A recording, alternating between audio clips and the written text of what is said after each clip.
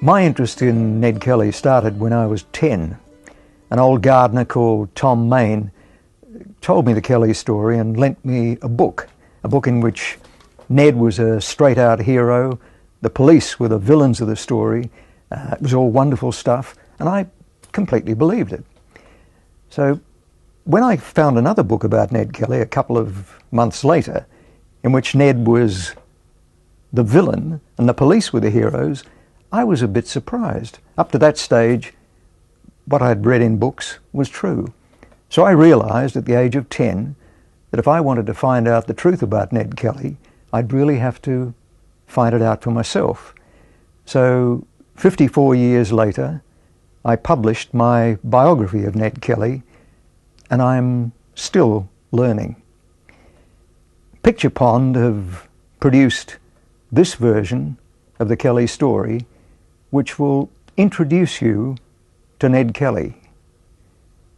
You may like to hunt further and find out more about him.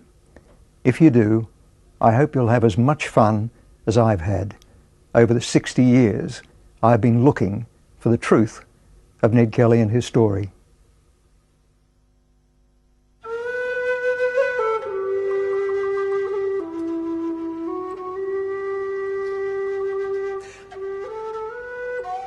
Ned Kelly was born in December 1854, the eldest son of Irish ex-convict John Red Kelly and Ellen Quinn, daughter of an Irish immigrant.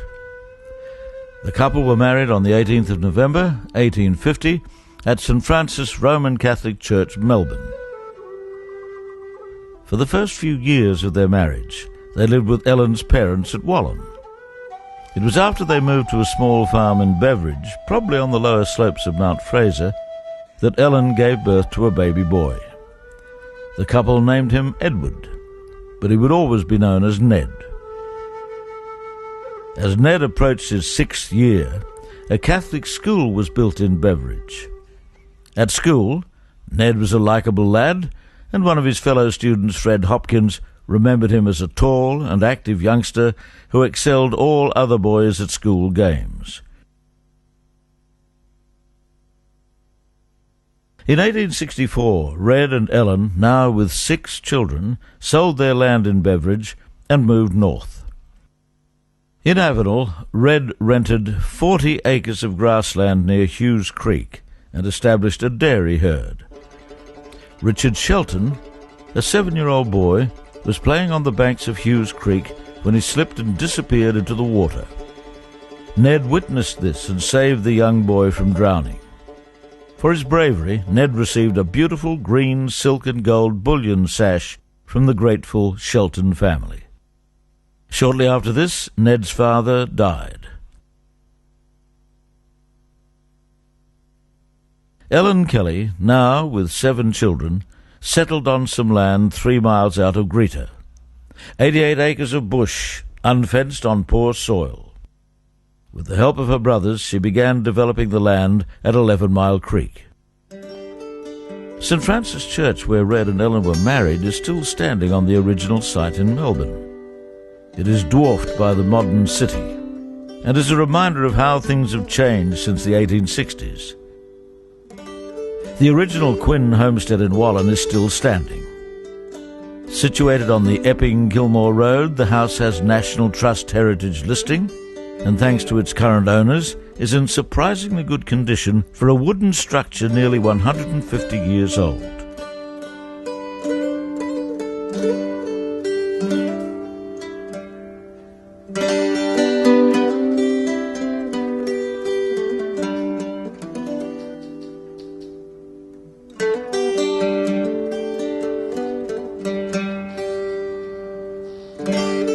The town of Beveridge, a small settlement on the outskirts of Melbourne, has a well-marked exit on the busy Hume Freeway.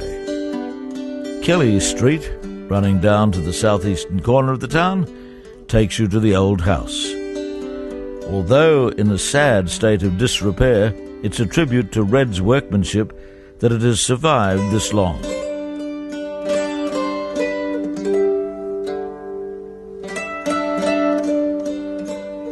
At the other end of town is the Catholic church, where Ned attended school.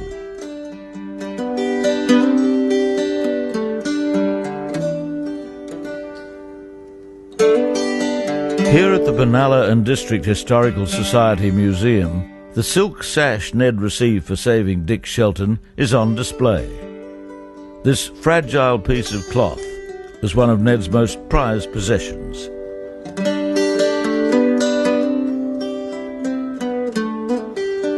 Hughes Creek today is a picturesque watercourse meandering through the gently rolling hills around Avenel.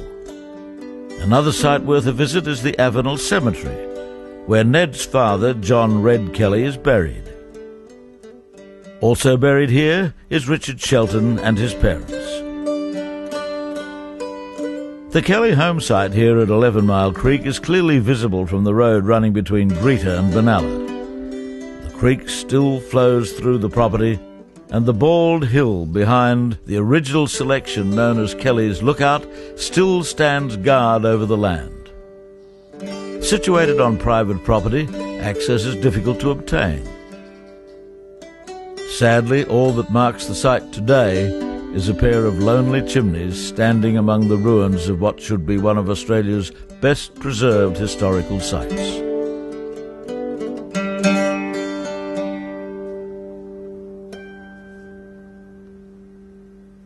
One of Ellen's visitors at 11 Mile Creek was Henry Johnson, alias Harry Parr, a middle-aged bushranger who had just escaped from Pentridge Jail. The chance to earn some money for his family and the thrill of playing the role of highway robber with Harry was obviously a temptation too strong for the young Ned to resist. It was during this time with him that Ned learnt the skills of bushranging, but most importantly the value of a broad sympathiser network that would prove so invaluable in the future. With the help of the Quins at Glenmore Station in the King River Valley, Harry set up a permanent camp on the western wall. Soon, reports that Harry had a young accomplice came flooding in. Harry was an old rogue with a fierce temper, and after one of his outbursts, Ned decided to leave him and head for home. He was only back at 11 Mile Creek for one night when the Benalla police raided the Kelly hut and arrested Ned on 2 charges of highway robbery. The charges would eventually be dropped.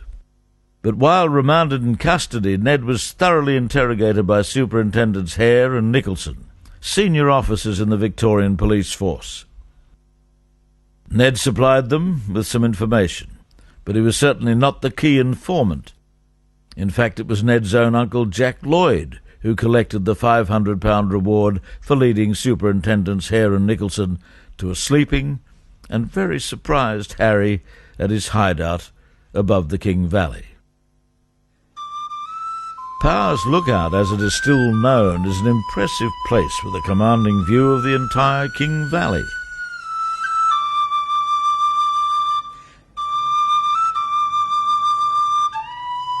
From the public lookout, it is obvious why this was a favourite spot for Harry. The main road, which was only a track in Harry's day, has changed its course very little since, and is still visible for miles in either direction. This poplar tree marks the Quinn property and is clearly visible from the lookout. When observed from the valley floor, Parr's Lookout is barely noticeable, even with the large structure built there today.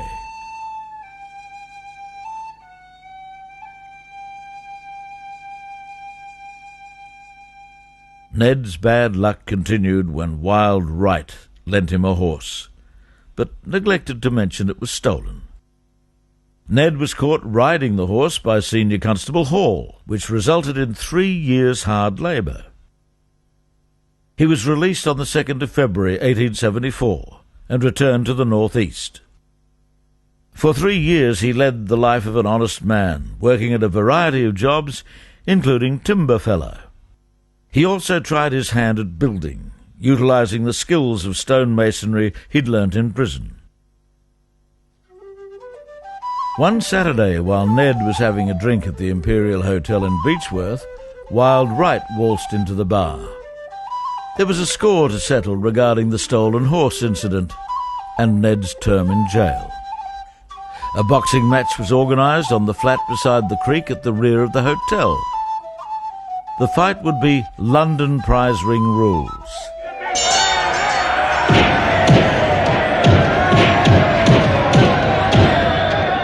After 20 rounds, which could have lasted 4 hours, Wild Wright conceded defeat, commenting years later that Ned gave him the hiding of his life.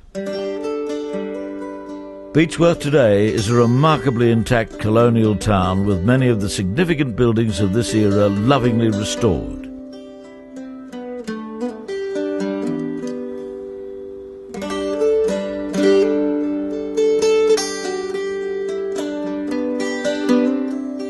It was here, on this river flat just behind the main street, that Ned and Wild had their famous bare-knuckle fight.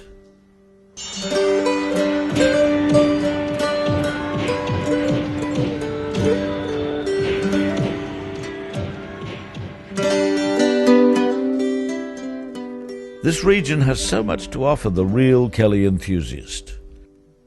The town's layout and streetscape are largely unchanged. The Burke Museum has a permanent Kelly exhibition. The courthouse has been restored and reopened to the public in 2001. These holding cells for the courthouse and below the council building are there for all to see and experience.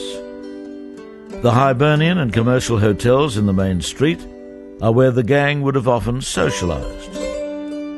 Finally, the house at Chesney Vale that Ned helped build in 1876 is privately owned. Its pink granite construction makes it easily recognisable even after 126 years. Ned decided to quit his job at the mill and go into business with his American stepfather, George King. Ned maintained that police persecution and harassment was the reason he gave up the life of an honest man, to start what was arguably the most successful horse-stealing operation in Australian history. This highly successful racket continued for many months, until a mysterious incident at the Kelly homestead on the 15th of April, 1878. Constable Fitzpatrick, a former friend of Ned and boyfriend of his sister Kate, tried to arrest Dan Kelly for horse-stealing. Fitzpatrick's version of the ill-fated visit claims that Ned shot him in the wrist, and he was hit on the head with a shovel by Mrs. Kelly. Ned would later claim that he was nowhere near the house at the time of the incident, but was also charged with attempted murder. Mrs. Kelly, with a baby at her breast, was put away for 3 years' hard labour. Ned and Dan offered to surrender themselves in return for their mother's release, but this offer was ignored. 2 weeks after the trial, 2 separate police parties were dispatched into the Wombat Ranges to capture the brothers, who were now accompanied by Joe Byrne and Steve Hart. It was the 26th of October, 1878, when Sergeant Kennedy, along with Constables Lonigan, Scanlon and McIntyre, made camp at Stringybark Creek, no more than a mile from the Kellys' hideout at Bullock Creek. The boys became aware of this and decided their only option was to try and disarm them. It was about 5 o'clock in the afternoon when Constable McIntyre and Lonigan heard someone sing out, "Bail up and throw down your arms." The gang advanced, Ned and Dan with firearms, Joe and Steve unarmed.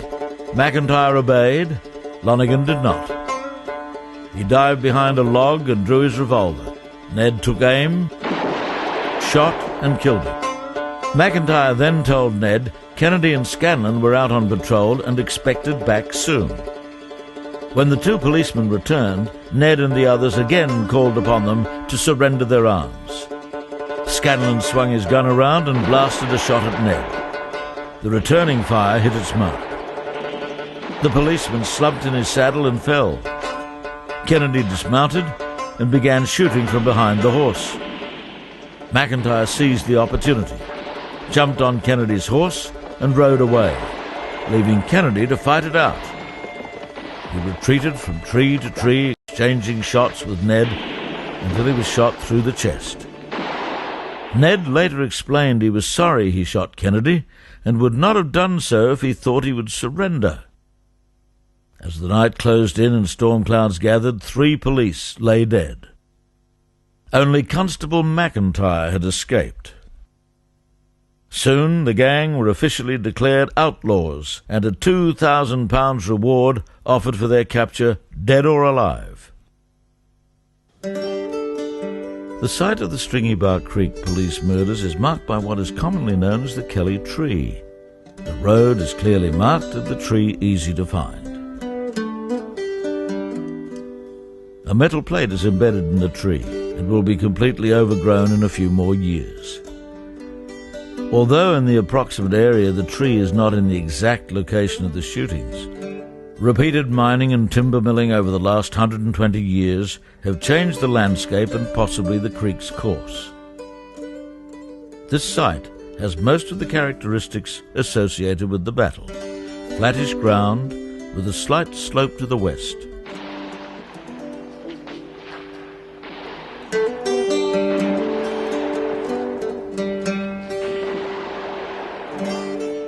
This is the site of the hut at Bullock Creek, the gang's secret retreat.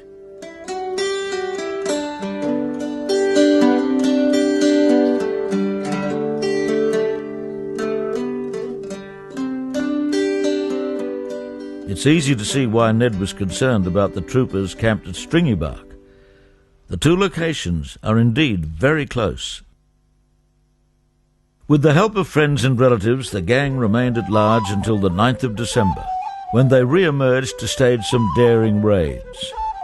With superbly executed bank robberies at Euroa, then Jerilderie, netting a total of £4,000, the gang's notoriety increased. The authorities responded by lifting the reward to £8,000, representing almost $2 million in modern-day currency. Sometime prior to the hold-up, a 56-page document known as the Jerilderie Letter was written by Ned and Joe, outlining the events at Stringybark and the outlaws' perspective on the situation in northeastern Victoria. In this letter we get a glimpse of Ned's vision for a republic and his role as a revolutionary rather than an outlaw. After Jerilderie, the gang disappeared for 16 months. Joe's friend, Aaron Sherritt, was able to capitalise on the situation by offering to help the police find the gang in return for his friend Joe's life being spared. Aaron's precarious role as double agent enabled him to convince Superintendent Hare and troopers to make camps in caves on the Woolshed Valley. At night they would move down the valley to keep watch on the Byrne homestead, where it was hoped Joe and Ned would eventually return. This farcical vigil added to the growing suspicion regarding Aaron's true motivation and alliances with the police. Meanwhile, the gang moved among loyal friends and family. It was this huge band of loyal supporters that brought the Kelly outbreak to its climax. Police had tried locking them up for up to 3 months without trial or evidence, and it had simply backfired on them, swung even more people to support of the Kelly cause. Now, at the end of a series of disastrous seasons, in the middle of a bitter land war between small selector farmers and the big squatters, the police came up with an even more disastrous ploy. They provided the Lands Department with lists of names of Kelly friends and relatives, and no one on that list was allowed to take up land in the Kelly country. Farmers were being denied the right to make a living in the land they knew, among the people they knew, and this swung the Kelly outbreak into rebellion. Now came talk of a republic, the evergreen Irish dream, achieved in France and America, soon to be achieved in South Africa, dreamt of in Australia. The Republic of Northeastern Victoria, a fantastic plan that came extraordinarily close to success, but also was to bring about the destruction of the Kelly gang. It was March 1880 when Benalla police, accompanied by Aboriginal black trackers, were dispatched to investigate the mysterious theft of plough mould boards from a number of selectors' properties. Ned had concocted what can only be described as a fantastic yet sadly fatal plan to construct 4 suits of body armour for a climactic battle with police. Each suit weighed between 90 and 100 pounds, making swift movement difficult and riding a horse virtually impossible. Police had been living at Aaron Sherritt's hut on surveillance for several weeks. On the night of Saturday, the 26th of June, 1880, there were 4 police hiding at the house. It is widely considered that Aaron's role was more in favour of protecting the gang and hoodwinking the police, yet he was finally and probably wrongly denounced as a traitor by the gang and their sympathisers. It was about 6 o'clock when he heard the voice from outside his hut. "It's Anton Wicks, and I've lost my way." Aaron opened the door to give directions. Joe Byrne, his close, lifelong friend, appeared out of the dark and shot him dead. The terrified police would not emerge to make an official report until midday Sunday. This contributed to the delayed arrival of a special police train lured to the district by Aaron's murder. It was the first crucial error of Ned's rebellion plan, which included the derailment of this train. The surviving police would then be overpowered by sympathisers gathered at Glenrowan. Today, if you venture a few kilometres out of Beechworth, there are a number of sites worth a visit. Few things have survived the tyranny of the years, but if you take time, you can still see Anton Wicks' fruit trees. Wicks was Aaron Sherritt's neighbour, and the person Joe Byrne used to lure Sherritt to his death. Still to be seen are the irises planted at the front of Aaron's hut. From the road leading into Woolshed Valley, you could look south to the surrounding hills and see where the police camped in caves with Sherritt to spy on Mrs. Byrne's house. These huge boulders that form the caves are unchanged, and the views to the valley are magnificent. Aaron knew this country well, and was able to convince Hare to camp here even though they could not see the Byrnes hut from this spot. Of all the situations Ned and the boys had been in, this was their defining moment, when their immortality was born. At Glenrowan they would launch themselves into the Australian psyche and become part of the fabric of Australian culture. It was some time after midnight, Saturday, June the 26th, when Ned and Steve arrived at Glenrowan. Their first attempts to sabotage the railway tracks were unsuccessful, so Ned called on Station Master Stainstreet, platelayers Sullivan, Reardon, and a group of navvies. By the time the task was finally completed, it was nearly dawn. Joe and Dan arrived at Jones Inn soon after. Here they would all await the arrival of the special police train, expected in the early hours of Sunday morning. Sunday saw a steady stream of people detained by the gang at Jones Inn and Stainstreet's home, where the women and children were held. By Sunday evening, there were a total of 62 prisoners. It had been 24 hours since Aaron's murder, and still no sign of the special train. The whole plan hinged on a surprise first strike. As Sunday rolled on, with still no sign of the train, the plan should have been abandoned. On Sunday night, Ned made the decision to release 21 prisoners he felt he could trust. It was late Sunday night when schoolmaster Curnow, after winning Ned's trust, was allowed to go home with his wife and children. However, Curnow's true agenda was to foil the gang's derailment plans. It was 2:30 Monday morning when he scampered through the bush, armed with a red scarf and candle. The driver of the pilot train saw the crude signal and brought the locomotive to a halt. Curnow warned the police on board the tracks ahead had been broken. From here, the train proceeded cautiously towards Glenrowan. It was Joe who first heard the train approaching. Ned ordered the lights to be doused. With the troopers advancing, the gang, now in their armour, took up positions along the front of the inn. In the bright moonlight they could plainly see the figure of Hare running towards the inn armed with a shotgun. Ned took aim and fired, sending a bullet crashing into Hare's wrist. To The rest of the gang then opened fire, sending startled police ducking for cover. Despite his armour, Ned was hit in the left arm and right foot.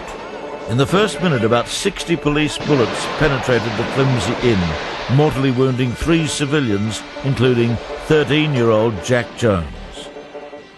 Ned had given orders to fire 2 signal rockets to mobilise the small army of sympathisers once the train had been derailed.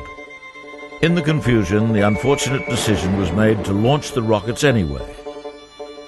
Ned would now have to warn the sympathisers not to attack the heavily armed police. Ned, badly injured, made his way to his mare concealed at the back of the inn and rode to the sympathisers' meeting place. He had decided his loyal supporters must take no further part in the bungled plan. It was about 4:30 a.m. when Ned returned to the hotel in an attempt to rescue his mates. As he entered the inn, a volley of police fire cut through the building, mortally wounding Joe. With his best friend dead, Ned decided to leave the inn, thinking that Dan and Steve were following. But when he met Tom Lloyd, he realised they must still be inside. By now, Ned had been bleeding heavily for nearly 3 hours and was fading in and out of consciousness. Yet he would make one final attempt to save his brother and friend. The sun had begun to rise when police noticed something huge and strange moving through the bush. Ned called out to the boys, "Come out and we'll whip the buggers." Dan and Steve appeared at the back door and opened fire, while the police continued their unrelenting barrage on Ned. Staggering forward, he found cover by a huge fallen tree. 15 yards away, Sergeant Steele took aim and fired a charge of buckshot at Ned's unprotected legs, hitting him in the right knee. A second blast from Steele's weapon sent the ironclad outlaw crashing to the ground. After a struggle, they removed his helmet and realized it was Ned himself. Steele would have executed him then and there, but was stopped by Constable Bracken, one of Ned's prisoners from the previous night.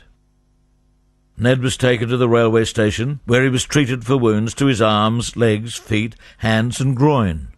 More than 28 wounds in all. At 10 a.m. a ceasefire was called and the remaining civilians were released. At around 3 p.m. Sadler gave permission to set fire to the inn. By now there was close to 1,000 spectators gathered. Father Gibney rushed into the burning hotel, followed by 2 policemen who emerged with Joe Burns' body. Gibney informed police that Dan and Steve were dead. Their charred remains would not be retrieved until the burning hotel was completely destroyed. With the crowd gathering around their remains and growing more hostile by the moment, Sadler was forced to make the unlikely but prudent decision to surrender the bodies to the gathered sympathisers, led by Maggie Skillion, Kate Kelly, Dick Hart and Wild Wright. Today the scene is pretty well mapped out for the thousands of tourists that flock to Glenrowan each year. The town is unashamedly the tourist headquarters of Kelly country.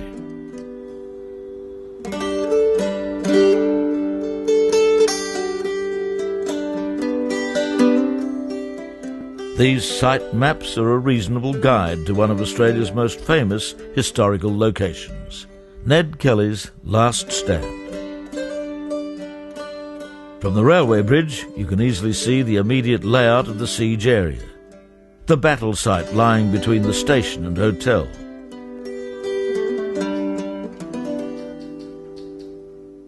The trench where the police took cover during the first volley is marked by these pole men. It was here that Superintendent Hare was wounded. In Church Street there is a plaque that commemorates the position where Ned supposedly fell. Further investigation has revealed that this small stump is closer to the actual site. Either way, it does not detract from the significance of the siege area. The station itself has been restored to its original state. It is not hard to imagine a badly wounded Ned being treated at this exact spot. News of the tragedy soon spread throughout the colony and beyond. Ned was taken by train along with the body of Joe Byrne to the Benalla lockup amid fears of a rescue attempt by sympathisers. The following day, Joe Byrne's body was hung on a door to be photographed. To many, this macabre and rather sick spectacle remains one of the most startling illustrations of the authorities' desperate yet vain attempts to undermine the courage of these four young men, whose exploits have endured as some of the most poignant and memorable in Australian history. Upon his arrival in Melbourne, Ned slowly recovered strength in the jail hospital. Despite repeated written and verbal requests, he was refused permission to see relatives to arrange his defence. After 5 weeks, Ned was transported to Beechworth for the police court committal hearing for the murder of police at Stringybark Creek. The trial was then transferred to the Supreme Court in Melbourne, commencing on the 28th of October, 1880. The judge was Sir Redmond Barry, the same Judge Barry who had sentenced Ned's mother to 3 years' hard labour only 2 weeks before the shootings at Stringybark. Ned's barrister, Henry Massey Bindon, was a young and inexperienced lawyer. The trial lasted 2 days, during which the Crown's prime witness, the survivor of the Stringybark shootings, Constable McIntyre, gave perjurious accounts of the murder of Lonergan at Stringybark Creek. Finally, the jury delivered a verdict of guilty as charged.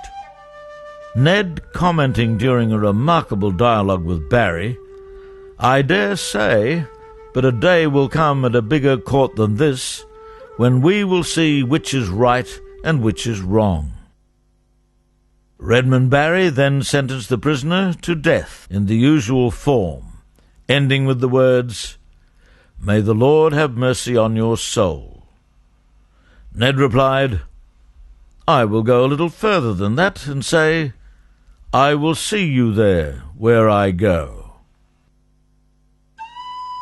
The old Melbourne Jail in Melbourne CBD is one of Victoria's most popular tourist attractions, with almost 150,000 visitors per annum.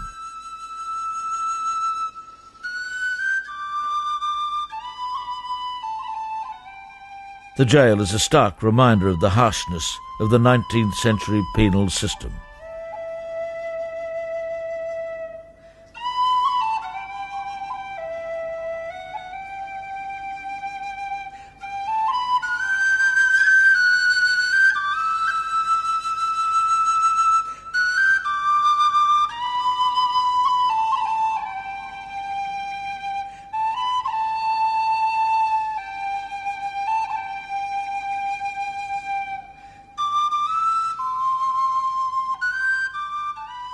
The condemned cell where Ned spent his last hour is open for inspection.